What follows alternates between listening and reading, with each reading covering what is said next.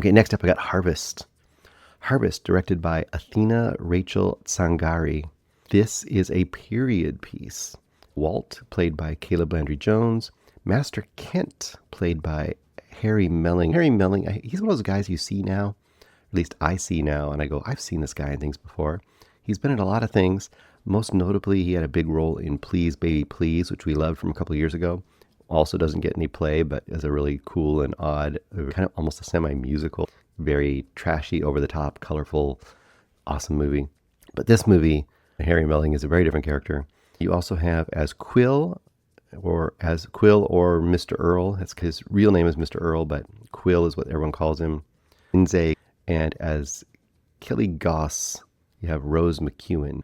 And like I said, it's a period piece, but it doesn't tell you exactly what the period or the place exactly is. It makes it a little vague, and I think that's on purpose to make it almost in some ways feel like a folk fable that isn't absolutely grounded, but it's definitely British Isles, Scottish. I think it feels Scottish to me, and it feels like it might be in the Middle Ages, maybe a little later than that, but very old-timey, if you want to put it that way. We would definitely feel like it's not in our current age. And once again, to compare it to something, I would say this is a companion piece to a movie like A Field in England, if you've ever seen A Field in England.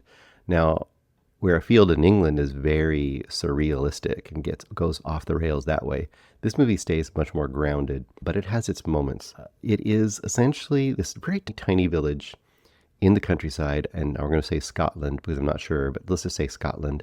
And you have this kind of insular community.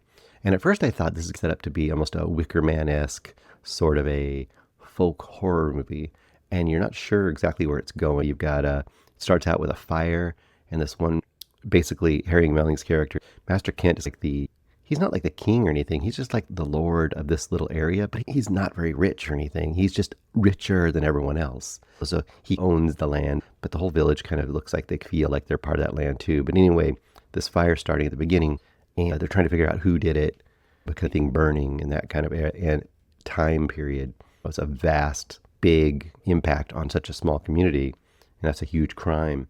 And they're immediately looking for someone to blame in the town and stuff. And then out of nowhere, these three strangers show up. So of course, immediately they're blamed. And there's two men and a woman. Two men are put in the pillory. If you know what a pillory is, it's like those stalks. You'd call them stalks, but they're like stalks that are attached together on a little platform in the middle of town. And they put the two men in the pillory and they say, you're going to be there for a week to pay for your crime of coming here and trying to burn down the master's building and hurt his doves and all this kind of stuff. The woman they humiliate, they cut her hair off and they kick her off and tell her to send her off into the wilderness alone by herself. So that's the thing looming over this.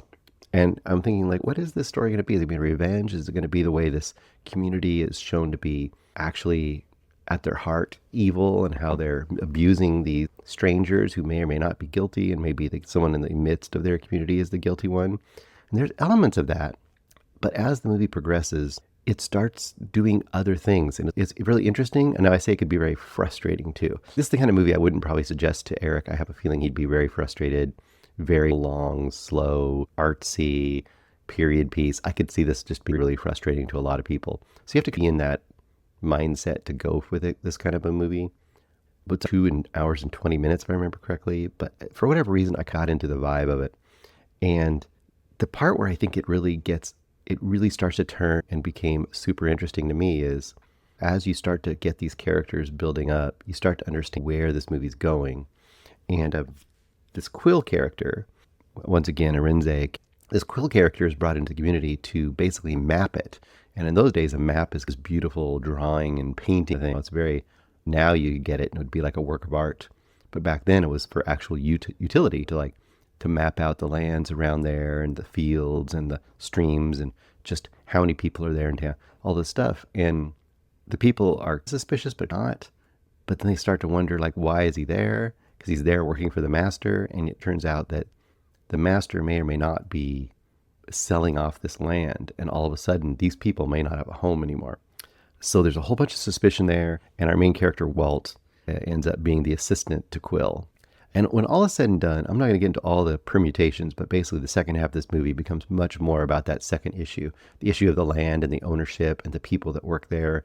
And it almost becomes more about what does it mean to have what is a community? Who really owns a community? There's a lot of issues here that are really pertinent to like current society where, everyone, you feel like you have your ownership and you have your life and you have your home and you have your land that you maybe can eventually own and buy, but do you really own it? And who is the real power and what role do you have in that power? And are you just literally a useless cog in that world? And that is where this movie kind of sings, and also will be frustrating to some people. I think, for example, a good example of that kind of frustration is just the main character. The main character is Walt, which I haven't even talked about, and you're wondering, why hasn't he even talked about Walt? And that's because Walt, in many ways, is kind of this blow with the wind kind of character where he's passive, he's a widower, and he may or may not want to have a relationship with another woman, a widow, but he never is committing to that, and he never really commits to anything.